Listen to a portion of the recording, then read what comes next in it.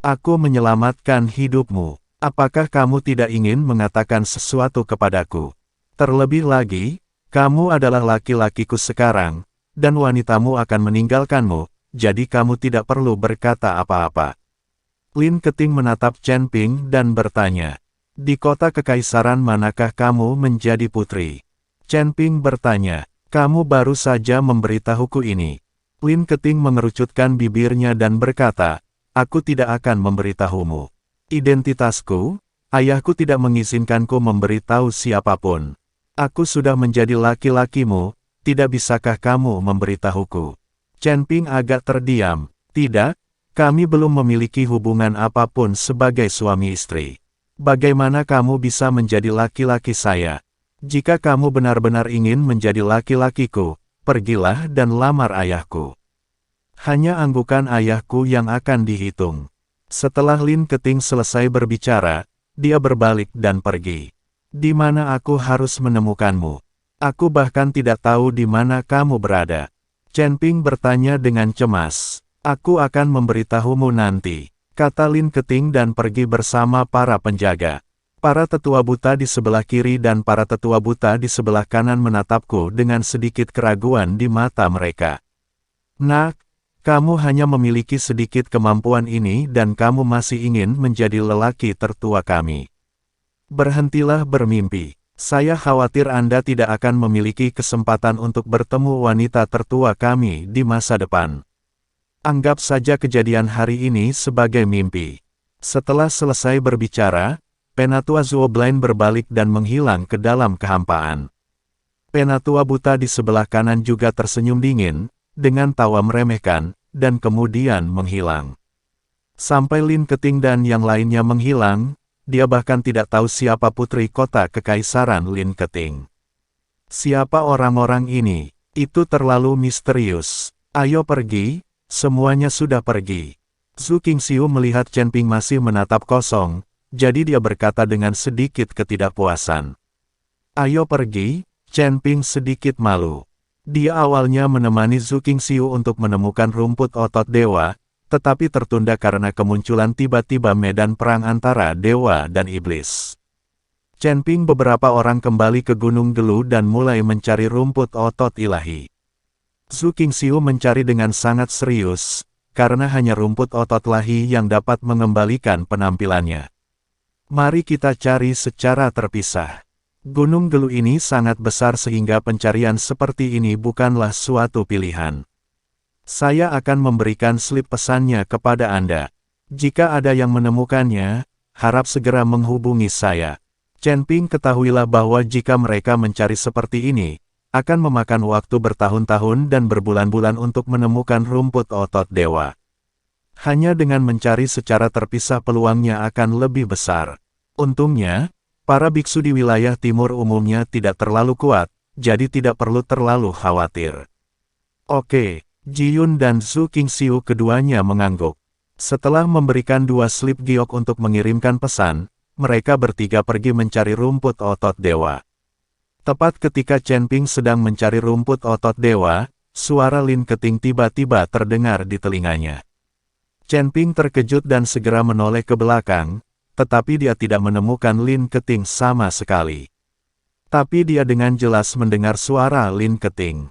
Nona Lin, kamu di mana? Chen Ping bertanya dengan heran. Aku sedang dalam perjalanan pulang, kata Lin Keting. Asteris semakin bingung. Dia tidak mengerti bagaimana dia mendengar suara Lin Keting. Tidak ada slip giok untuk komunikasi di antara mereka.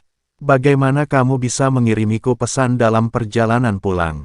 Chen Ping diminta. Aku tidak akan memberitahumu, kata Lin Keting sambil tersenyum. Pada saat ini, di belakang leher wanita itu, kata samar, Lin, muncul. Ini adalah tanda yang dicatat Lin Keting pada dirinya selama medan perang antara dewa dan iblis. Tidak ada salahnya bagi tubuh, hanya digunakan untuk sambungan. Lin Keting tahu bahwa dia dan akan berpisah cepat atau lambat, jadi dia bisa menghubunginya kapan saja menggunakan metode ini, dan Lin Keting juga bisa mengetahui di mana Chen Ping berada kapan saja. Hanya saja Chen Ping sendiri tidak menyadarinya. Lupakan saja jika kamu tidak memberitahuku, aku tidak punya waktu untuk ngobrol denganmu sekarang. Chen Ping, saya tidak berencana untuk terus mengobrol dengan Lin Keting, orang ini terlalu misterius. Noel, Nona, kota kekaisaran akan segera tiba. Chen Ping, suara tetua buta di sebelah kanan terdengar di telinganya, dan kemudian suara itu berhenti. Nona Lin, Nona Lin. Chen Ping berteriak 2 kali, tapi Lin Keting tidak merespon. Aneh sekali, Chen Ping sedikit mengernyit. Dia benar-benar tidak mengerti bagaimana Lin Keting menghubunginya.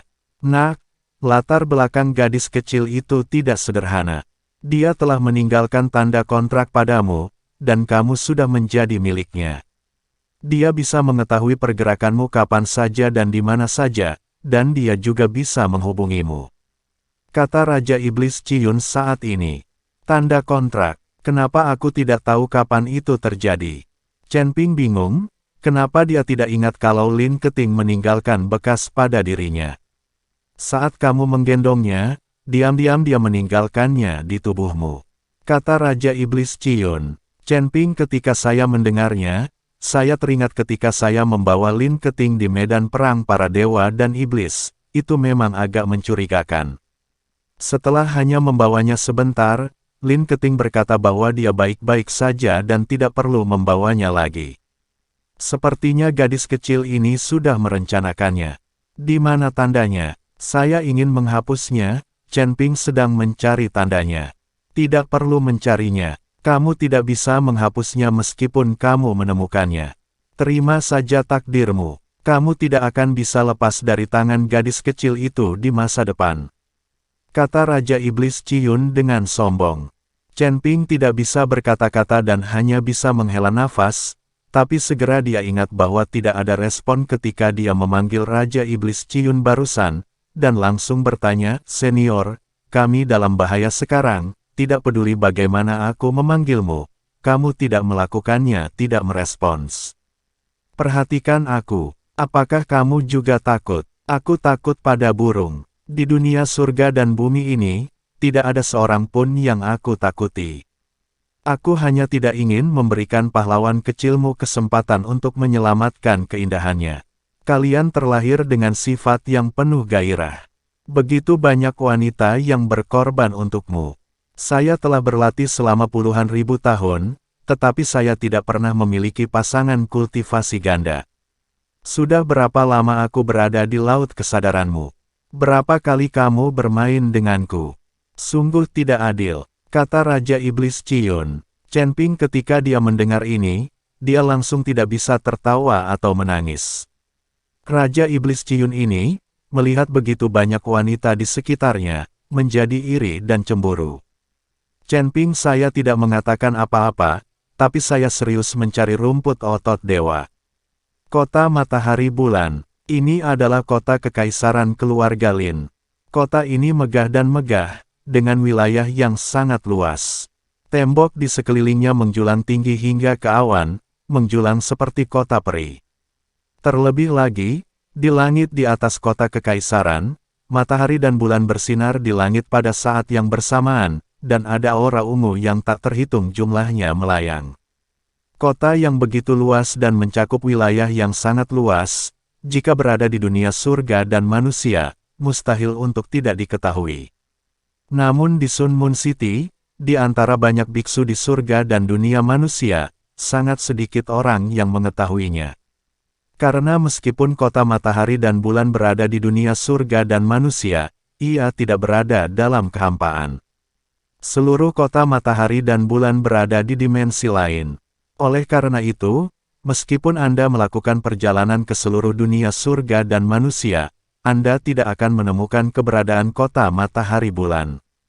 Sun Moon City awalnya adalah sebuah kota di dunia surga dan manusia, namun sebelum perang antara dewa dan iblis, nenek moyang keluarga Lin menghabiskan ribuan tahun energi spiritual untuk membuat Sun Moon City memasuki dimensi ruang dan waktu lain, sehingga terhindar dari malapetaka kota Sun Moon.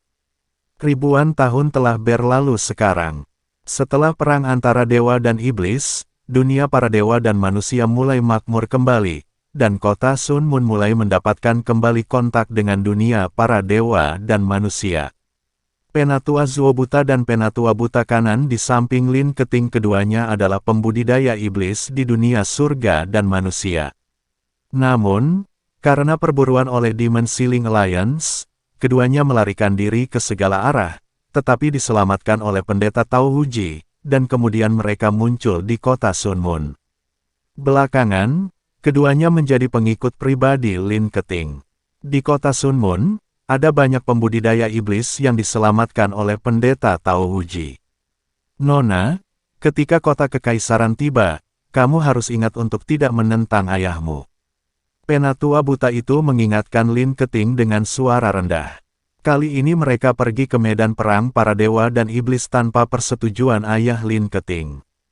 Meskipun pendeta Tao Huji tahu, bagaimanapun juga, identitas Lin Keting adalah seorang putri.